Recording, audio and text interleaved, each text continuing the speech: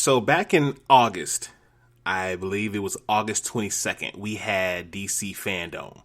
Now, Fandom was amazing. Fandom was great. Fandom was everything that I expected it to be, and even better. The crazy part is that after Fandom dropped, a lot of people started to take DC and Warner Brothers seriously with the content they were putting out. Even me, for that matter. I mean, I had lost a little bit of hope, but, I regained it back. I'm a DC guy anyway. Not that I'm not a Marvel guy. I love them both equally. But if I had to pick, I'm a DC guy. And right after the news had all dropped on that day, I took to my own personal social media and I put 2 images up. Now, one was from Kevin Hart's special Grown Little Man.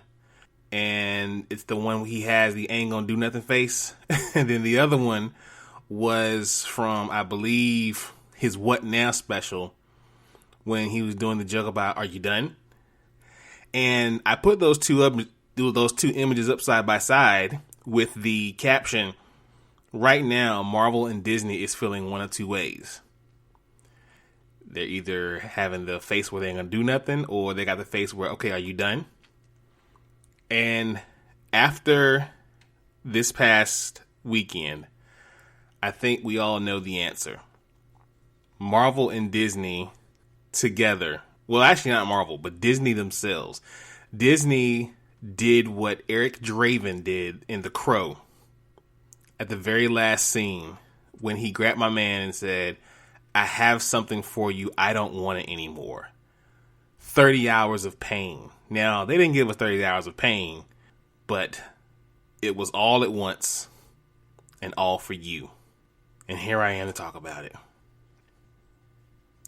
Ladies and gentlemen, blurs and nerds, freaks and geeks, this is the special episode of DYSG for Disney Investor Day.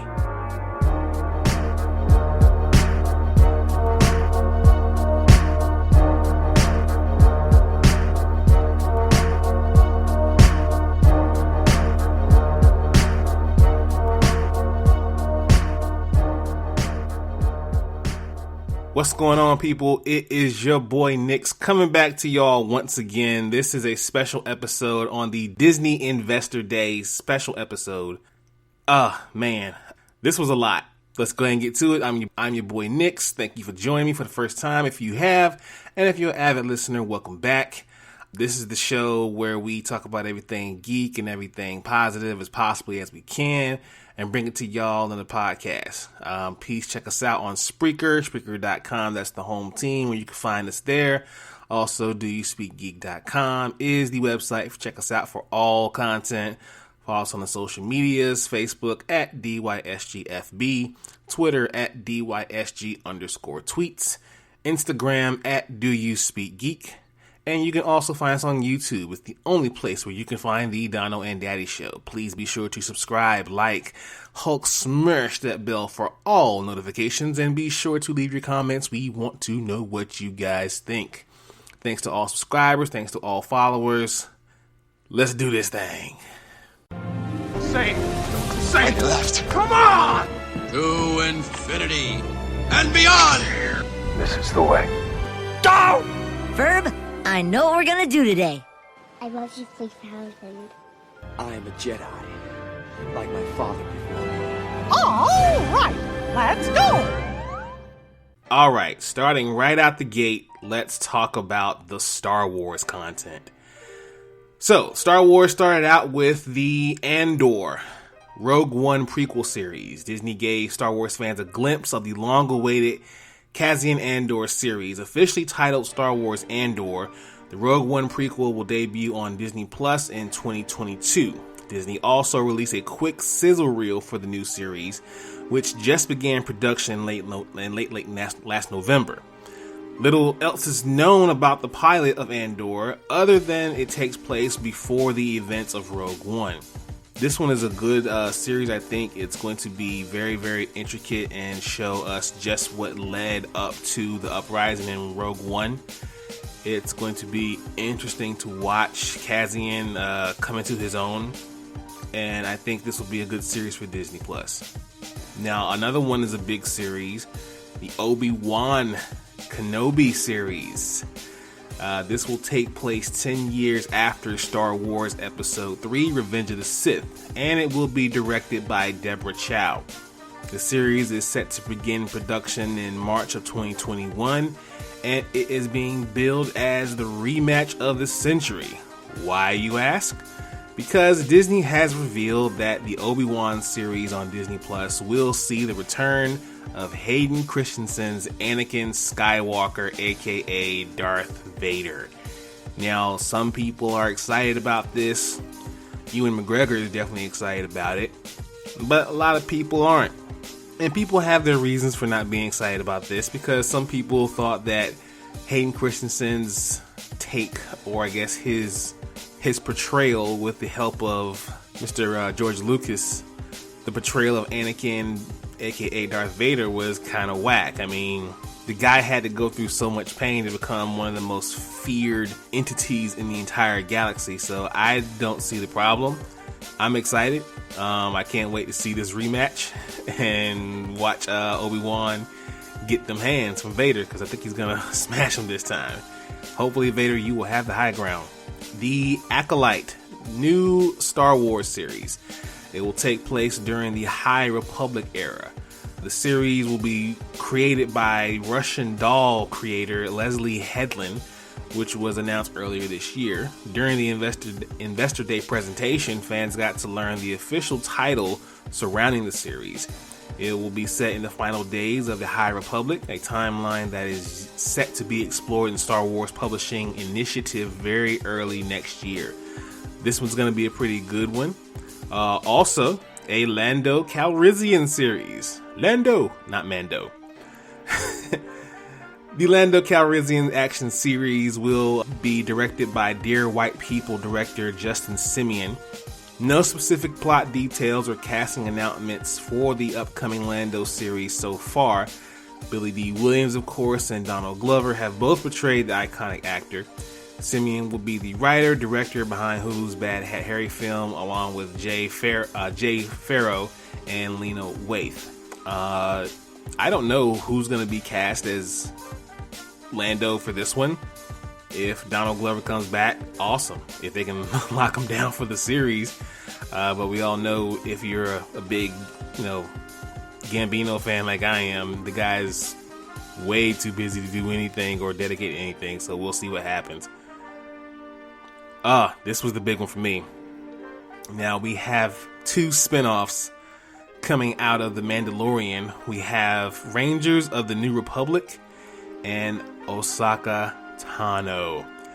Disney announced Ahsoka Tano will have a live-action TV show starring the one and only Rosario Dawson, as well as the series titled Rangers of the New Republic, and will likely feature Cara Dune and other characters introduced in The Mandalorian. Now, rumors were already swirling about Ahsoka Tano having her own series, but now it has been confirmed. As for Rangers of the New Republic, it's currently unknown who or what the series will be focusing on, but with Gina Carano's Cara Dune being rumored to earn her own spin-off series, it sounds like that could be the pitch. So we'll see what happens with there. I know a lot of people are calling for Gina Carano's head, but hey, she did a thing on Star Wars. I say let her rock it out. And of course, DYSG is so here. We are so shipping for Ahsoka Tano. Absolutely. Star Wars Bad Batch. Now, when I first saw the artwork, I kind of thought it said something else, but maybe that's just how my mind works. Anyway, the Star Wars Bad Batch is the animated series coming to Disney Plus. It's going to be spinning out of the final series of the Clone Wars. This series will debut sometime next year. Now, according to a press release, the series follows the elite and experimental clones of the Bad Batch as they find their way in a rapidly changing galaxy in the immediate aftermath of the Clone War. Members of the Bad Batch, a unique squad of clones who vary genetically from their brothers in the Clone Army, each possess a singular exceptional skill which makes them extraordinarily effective. In this post-Clone War era, they will take on daring mercenary missions, as they struggle to stay afloat and find a new purpose and new way of life. That one's gonna be dope. If you have been watching Clone Wars, you are already aware of the Bad Batch, and they are going to be tearing it up in this animated series. I can't wait to see this. It's gonna be dope. Now, Star Wars is getting into anime. How about that? Lucasfilm's President Kathleen Kennedy revealed that Star Wars is entering the world of anime with a series of short films called Visions. Visions will be a series of animated short films of the Star Wars galaxy through the lenses of anime creators. It will be 10 fantastic visions, and that's all Kennedy said. So we'll see what happens there. Maybe it's kind of a, what if scenario. Things that we have never seen in Star Wars before. Maybe we get to see them now in animated form or anime form. We'll see what happens. I really am going to be interested in watching this one. Now we got a Star Wars movie coming as well. It's called Rogue Squadron, and it is the next feature film coming from Star Wars. This will be in Christmas of 2023 and will be directed by none other than Wonder Woman's Patty Jenkins. She's the first female to direct a Star Wars film, and in a recent tweet, she all but confirms that she's focusing on X-Wing pilots as they battle in space over the fate of the galaxy. I can't wait. I mean, Patty Jenkins does such a great job with Wonder Woman. I can't wait for her get her hands on something from Star Wars as well too. Personally, I would have picked Miss Bryce Howard, but that's just me. Let's dip into Marvel now. So Marvel had a lot of stuff, right? Let's run it down, shall we? Now Marvel announced Secret Invasion. It's a new series, and it reunites Samuel Jackson and Ben Mendelsohn. As you all know, Samuel Jackson is the quintessential head of everything in Marvel, aka Nick Fury, and Ben Hiddleston is Talos, the most famous Skrull in the MCU. The series will be seen, it takes place in Spider-Man Far From Home at the end credits, where we saw Fury was actually in Space Station while the other Skrulls the entire time, and while Talos was doubling as him. Secret Invasion will see Fury and Talos investigating a sect of Skrulls who've infiltrated the highest levels of authority in the Marvel Cinematic Universe. So, that does answer a lot of people's questions. Talos was actually Nick Fury the entire time for a lot of things in the MCU. Who's to say who else isn't or wasn't a Skrull during that time? This series is definitely going to point to some things. Now, we also have Ironheart, the series, coming to Disney+. Dominique Thorne, famously from being in the movie If Beale Street Could Talk, will be joining the MCU to play Riri Williams for the show head at Disney+. The young genius who becomes the successor to Iron Man following Tony Stark's death. It will be great to watch this. The character created by Brian Michael Bendis and Mike Deodato, created back in 2015. More recently, Eve Ewing and Kevin LeBronda have taken hold of the character, given a new set of armor all her own. That's in the comics. However, a lot of people, and by I say people, I mean racist, talking to you, got a problem with this for some reason. I mean, when you look at the way the character development happened in the comics, I mean, if nothing else, I mean, we have source material for a reason. And the fact that people are calling, oh my God, why they gotta put a black girl in there? I mean, why can't they use Morgan Stark? Listen, Morgan Stark is Iron Man's daughter, yes. But just because she is born of this guy does not mean that she is this guy. I mean, the fact that Riri Williams is a genius, she's a classified genius, that's what makes her qualified to be Ironheart. It's not something that's just given to her through birthright. Set your privilege aside and let this girl rock this role. Jeez. Alright, off the soapbox for right now. Let's press on. Armor Wars. This one should be pretty heavy. Get it? Because it's armor and metal. Anyway, so Marvel Studios announced that Armor Wars is an original series headed Disney Plus, starring Don Cheadle as James Rhodes, aka War Machine. This is obviously going to be based on the classic Marvel Comics series about Tony Stark's worst fear coming true. What happens when his tech falls in the wrong hands? This was a 7-issue arc back in the 80s, late 80s, I believe. And hopefully we see a lot of suits of armor. We might even see Justin Hammer come back into this series. Maybe even see Rhodey take on the role of Iron Man at some point during the series. Who's to say? It could happen. I wouldn't mind seeing it. Yeah, let's do that. Another series, I Am Groot. No, I'm not just saying that, playing a character. That's a real series. It's a little animated shorts series, I Am Groot, which will follow the misadventures of Baby Groot. It'll take place sometime, I believe, in between when he, quote-unquote, died and came back in Guardians 1 and the time when he became the teenage Groot in Endgame. Now, according to James Gunn, we're going to have a Guardians of the Galaxy holiday special. This is probably going to be most likely shot during the same time as they're shooting Guardians of the Galaxy 3, and the holiday special will debut in 2022. And just like the movie, it will also be directed by none other than James Gunn. Fans can expect Gunn to give another turn to the Guardians outside of its upcoming third film. The holiday special will film at the same time, like I said here, and it should be a fun one for the crew to do. So we'll see how that goes. Looks like they're going the Star Wars route. Hopefully it's better. Hopefully it's a lot better. And we will definitely be checking that out here at DYSG. Falcon and Winter Soldier. Oh my god, the trailer.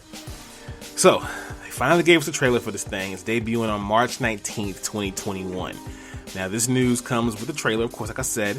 The Falcon and Winter Soldier picks up after the Avengers Endgame, where Cap gives the shield to Sam Wilson, and it features a long list of returning characters to the MCU. You got Baron Zemo being played by Daniel Bruhl.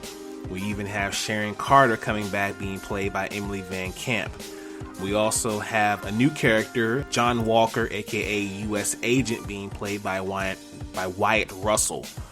This show seems to be pretty jam-packed with action. Watching Falcon fly through those mountains, oh my god, yeah. I'm ready to watch this now. Right now. Now, the Loki TV show. This one's going to be a bit of a scramble to the brain. Another thing that was presented during Investors Day with a fresh look on Marvel's Loki, revealing the first trailer and footage and a few plot details. Now, the series sees Loki making appearances throughout human history, influencing historical events. It will tie into the events that depicted Doctor Strange in the multi-universe of madness. The series will be directed by Kate Herron, who previously revealed we're taking Loki into an entirely new part of the MCU. Of course, Tom Hiddleston will be back as the God of Mischief, but not the version of Loki that we saw die at the beginning of Avengers Infinity War, but rather his earlier, more malevolent self from the 2012 Avengers who, snatched up the Tesseract and got up out of there. Now, the trailer raises a couple of questions, particularly with the mention of the Bifrost during the trailer. Does Idris Elba's Heimdall make a return? Also, if you saw what I saw, will we see a cameo from Scarlett Johansson's Black Widow? Who knows? Let's see what we see. Marvel's What If? Now, Disney and Marvel have gave us a nice little trailer of the MCU-based animated series, What If? This will be coming at some point next year as well, too, in summertime 2021. It's based on the old school Marvel comic that gives you alternate history of a lot of events that happened in Marvel Comics. It was written, edited, and created by Roy Thomas, I believe the same guy who created the character Ultron. The series explores certain events in the Marvel timeline, and this will be focusing on the MCU. Some of those stories will be like, what if Spider-Man joined the Fantastic Four? What if the Hulk had the brain of Bruce Banner? What if Jane Foster found the Hammer of Thor? Those are some of the stories we saw in the comics. Now, as we saw in the animated series, we're going to see some other things. What if Sharon Carter was given the Super Soldier Serum? What if T'Challa became Star-Lord?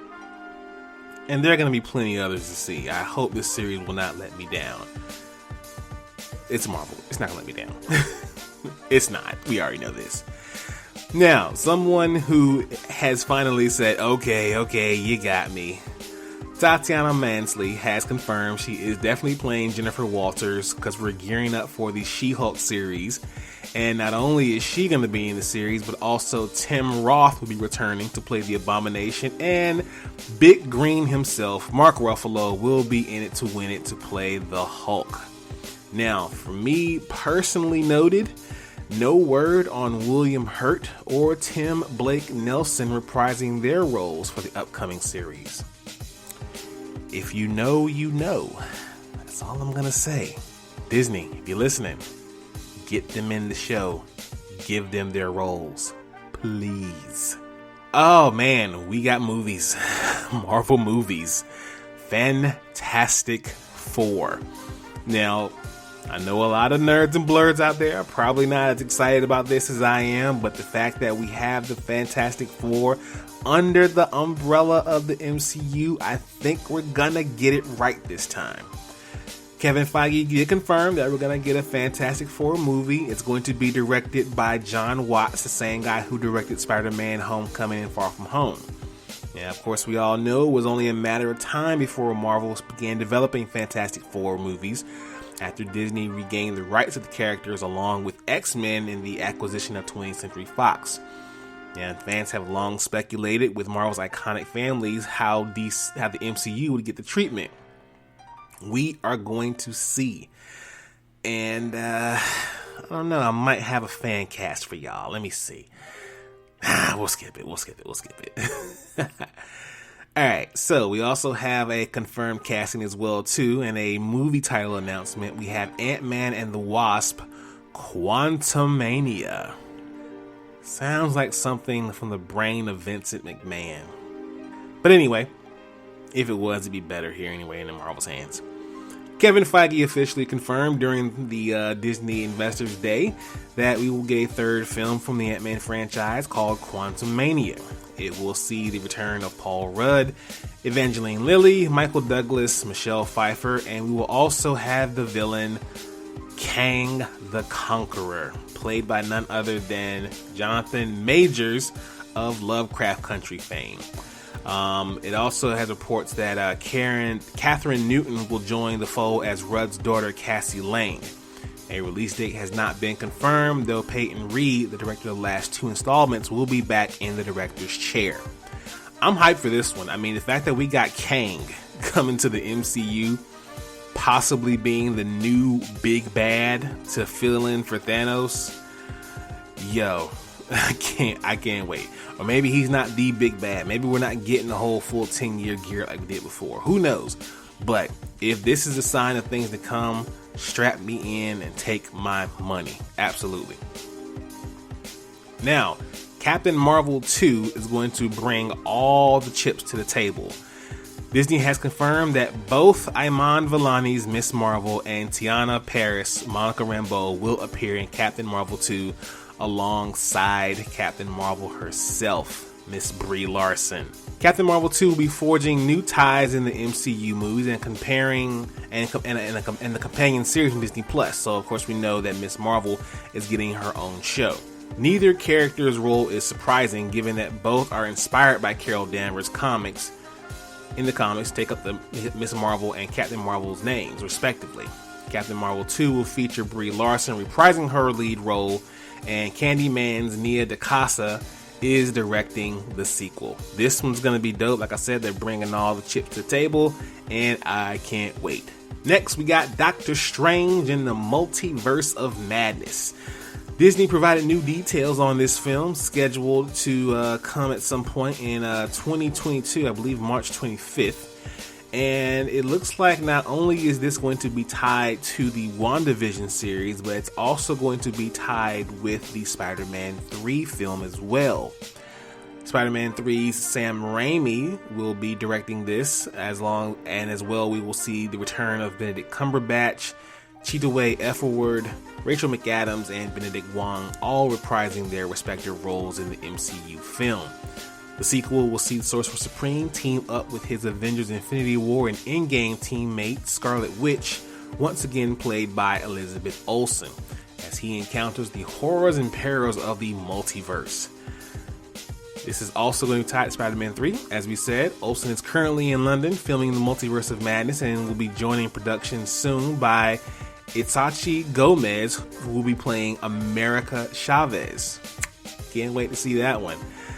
Who had previously also been rumored, but it's now confirmed. The sequel is also set to explore and explain and delve more into Baron Mordo's fall to the dark side as a setup at the end of the first movie.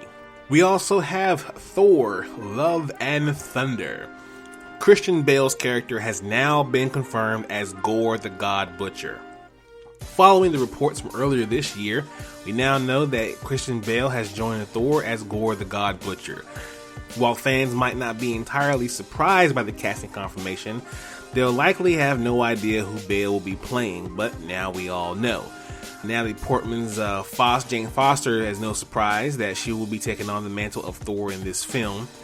In the comics, in the wake of Gore's dying family, he believed that gods couldn't exist. Upon the discovery that gods did exist, he vowed to kill them all as punishment for letting tragedies befall seemingly innocent people without intervening.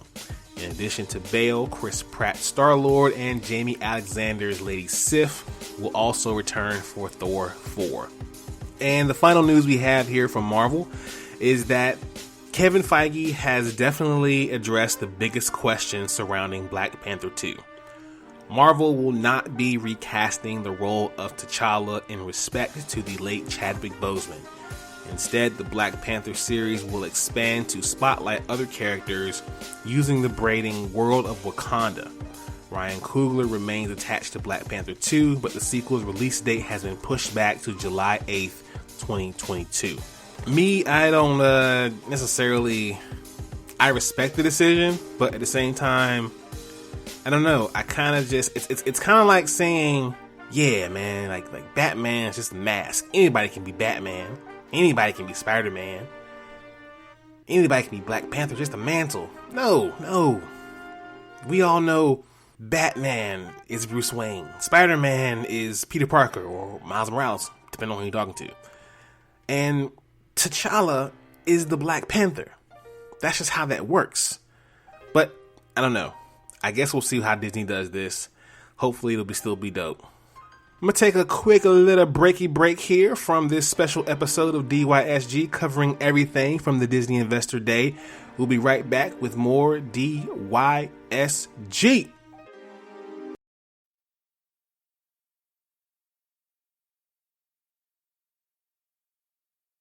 All right, freaks and geeks, let's hop right back in this thing.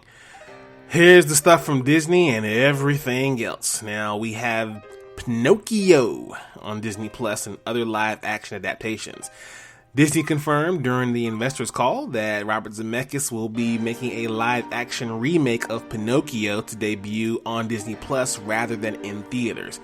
It stars Tom Hanks as Geppetto, with the story saying the beloved puppet who yearns to be a real-life boy will be brought to life via CGI. According to Deadline, Disney will be mulling Disney Plus premieres for Cruella, Peter Pan, Wendy, and Pinocchio instead of their originally planned theatrical releases. All three films are live-action spins on Disney classics. Cruella, directed by Craig Giuseppe and starring Emma Stone as a pre-101 Dalmatians version of the dog-napping villainess, is currently slated for a May 28th theatrical release.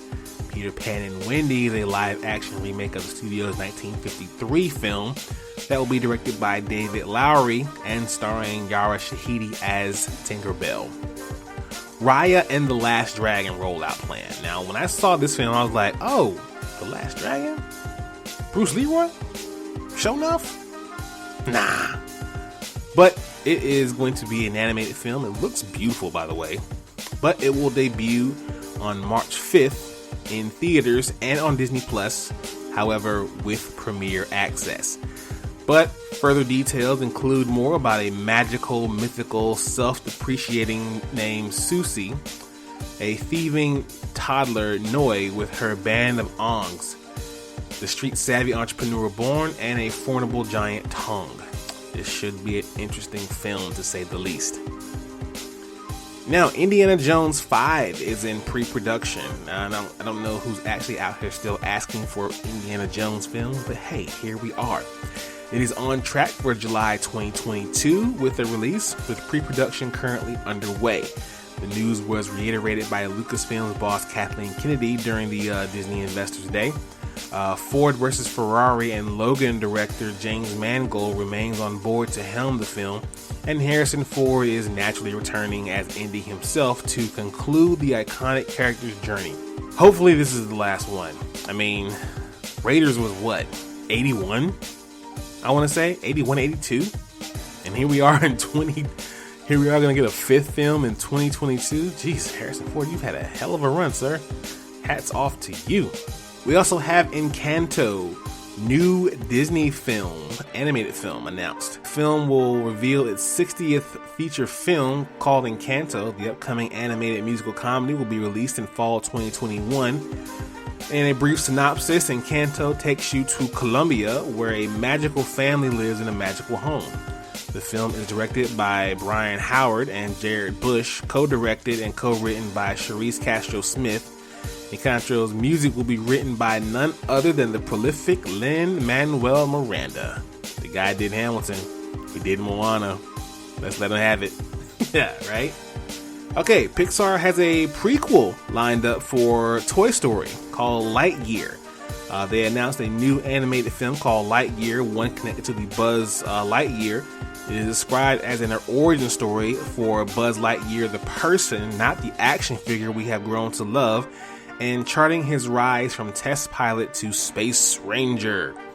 It will be directed by Finding Dory co-creator Angus MacLane. Lightyear will be voiced by none other than Captain America himself, Chris Evans, scheduled to hit cinemas in summer of 2022.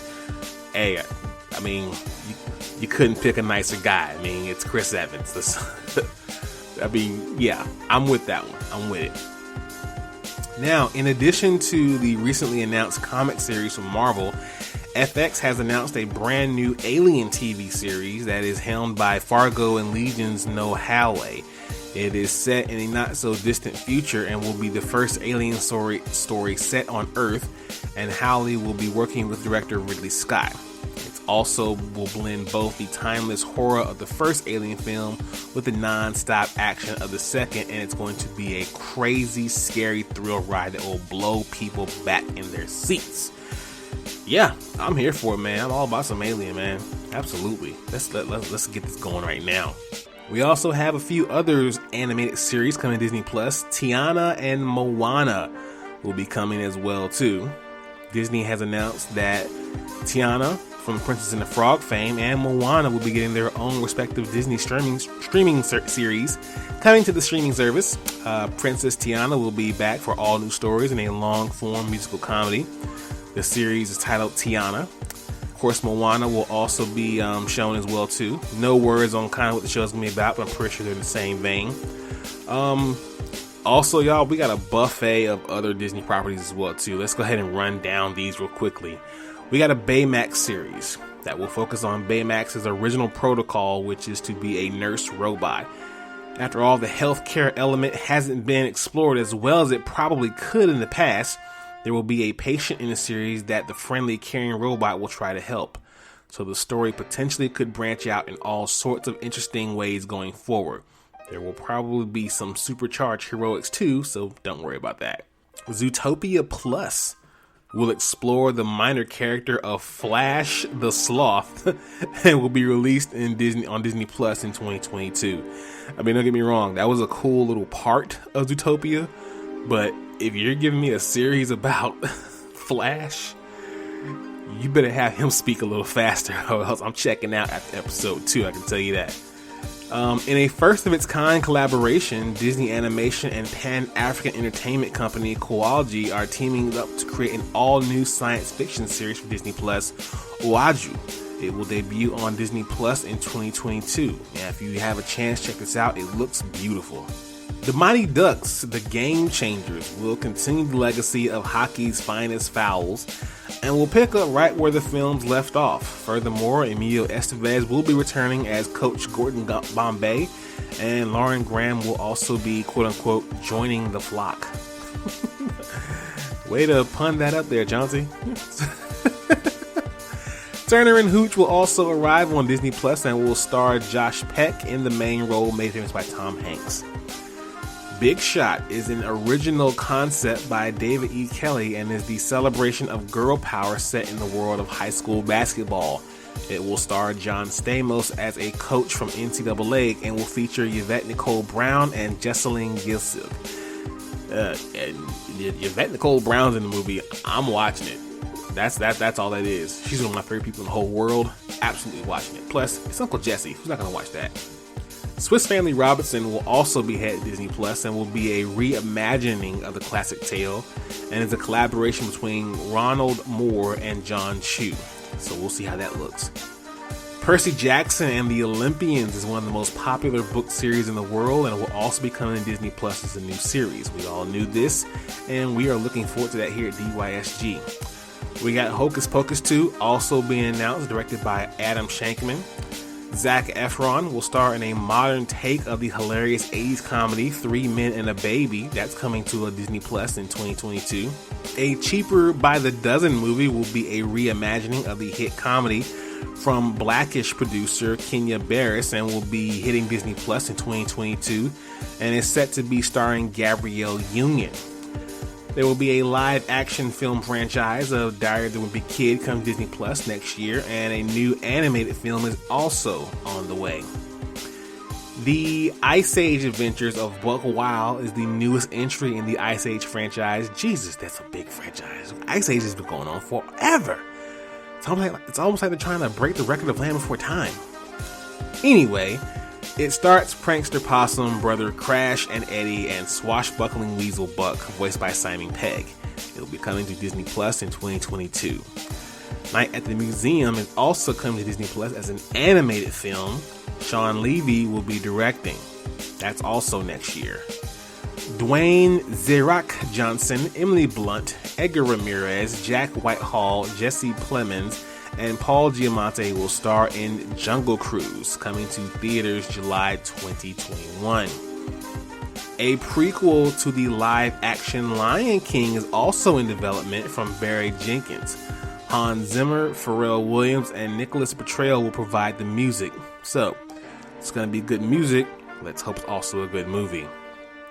We also have the full cast details of The Little Mermaid, Disney's live-action adaptation of that classic.